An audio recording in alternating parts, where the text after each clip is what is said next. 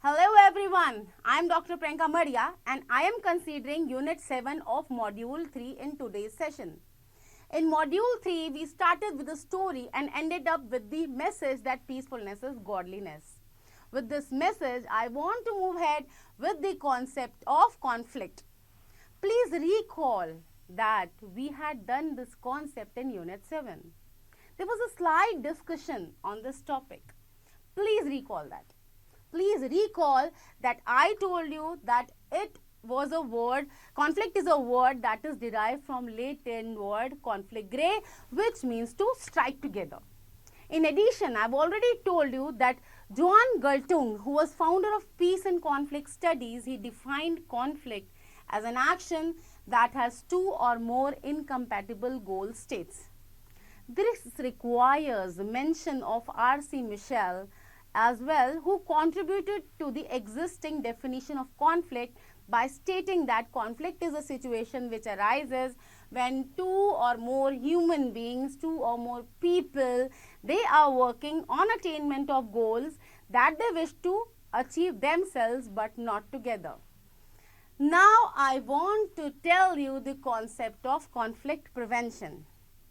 Conflict prevention refers to the process which addresses the differences and conflicts in a non-violent and constructive manner. It is based on the understanding that root cause of conflict is accumulated aggression and hostility.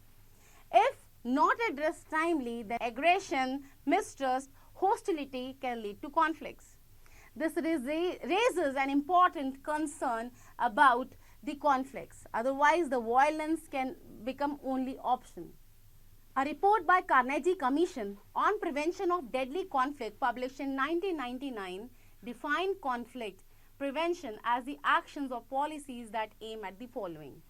Number 1, prevention of emergence of violent conflict. Second, if the conflicts have emerged, then the non-violent means of resolving them and preventing their emergence and the expansion. The third one is the prevention of re-emergence of violence. Now, I want to talk about the strategies of conflict prevention.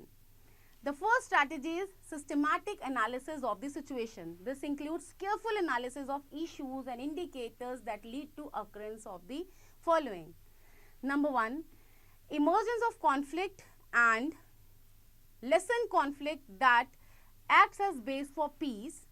Second, identification or mapping of driving or mitigating forces, means here we want to here it is important to identify or map the driving forces, that is the forces who fuel the conflict and those who mitigate it and promote peace.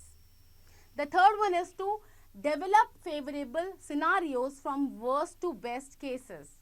The fourth one is taking courses of action that can be taken to alleviate tensions and promote the non-violent ways of resolution of conflict.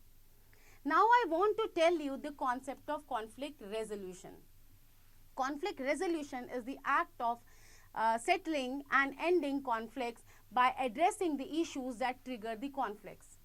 Conflict resolution among all the nations involves a range of strategies that are designed to address and absolve the disputes peacefully and constructively.